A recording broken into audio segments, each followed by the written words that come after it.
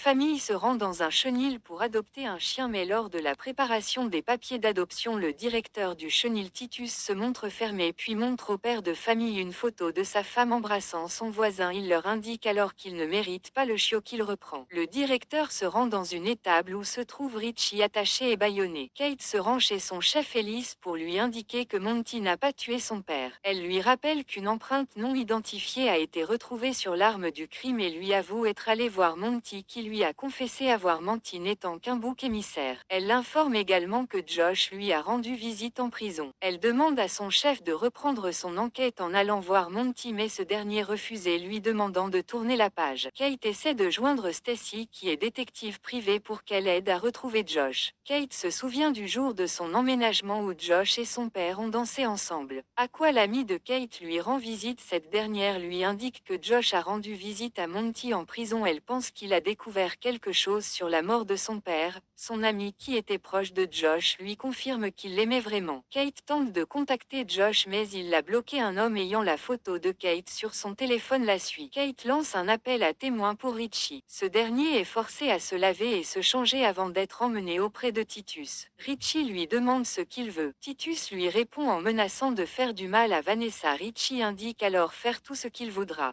Ce dernier le félicite en tant que bon chien. Charlie propose de fouiller le vieil ordinateur retrouvé dans le garage de Richie. Sa collègue Nia annonce à Kate qu'un jeune homme souhaite la voir. Il s'agit de l'homme qui la suivait auparavant, Brendan, dont la mère Dana a disparu avec son nouveau compagnon. Il fait allusion à la mort de son père en parlant du sien qui a aussi disparu. Kate est appelée par Charlie, qui a retrouvé les messages entre Richie et Vanessa, mais le numéro de cette dernière ne marche plus. Ils vont contacter l'opérateur. Titus demande à Richie d'appeler sa banque pour transférer de l'argent sur un compte. Ellis annonce à Kate que Monty est mort et qu'il n'est pas allé le voir car pour lui Monty a menti à Kate. Son chef lui demande de se reposer et propose de s'occuper de l'affaire de Richie. Kate se rend chez sa mère où son ami Flo fête l'obtention de son doctorat. Kate annonce à sa mère la mort de Monty, mais elle a déjà été mise au courant par un journaliste. Sa mère demande si sa fille a contacté Josh et qu'Ellis l'a appelé car il s'inquiétait pour elle. Kate rentre chez elle et constate que son appartement a été fouillé. Elle remarque Brendan qui s'enfuit. Kate le poursuit et arrive à le rattraper. Il dit s'inquiéter pour sa mère à cause de son nouveau petit ami dont il montre la photo à Kate. Il s'agit de Josh. Brendan lui annonce qu'il sait qu'ils étaient fiancés en piratant l'application de rencontre. C'est la raison pour laquelle il a fouillé chez Kate. Il indique à cette dernière que sa mère est tombée amoureuse de Josh grâce à l'application et qu'elle a alors disparu. Stacy a cherché en vain des informations sur Josh à part sur l'application, ce qu'elle trouve bizarre. Après des efforts pour disparaître, Kate l'informe de sa rencontre avec Brendan et demande à son ami de continuer de chercher Josh. Kate regarde le dossier de Callaghan. Un collègue de son père, Cole, lui annonce qu'il a grandi dans le même quartier que lui et le père de Kate, Callaghan, était déjà violent enfant. Cole demande aussi à Kate d'arrêter de penser à Monty et l'invite à son pot de départ à la retraite. Brendan appelle Kate pour lui indique que sa mère a fait plusieurs retraits depuis sa disparition dans un distributeur loin de l'aéroport. Kate demande à Charlie de vérifier les vidéos de surveillance du distributeur. La gardienne de prison confirme avoir vu Josh rendre visite à Monty en prison en se présentant comme journaliste et était accompagné d'Ellis, le chef de Kate. Titus constate en ligne que tous les comptes bancaires de Richie ont été bloqués par la police. Il demande à son homme de main Reynaldo de se débarrasser de Richie, devenu inutile pour lui. Mais ce dernier réussit à se détacher. Il attaque Reynaldo venu le tuer mais se dirige vers la porte fermée de l'étable, ce qui laisse le temps à Reynaldo de l'assommer et de le tuer.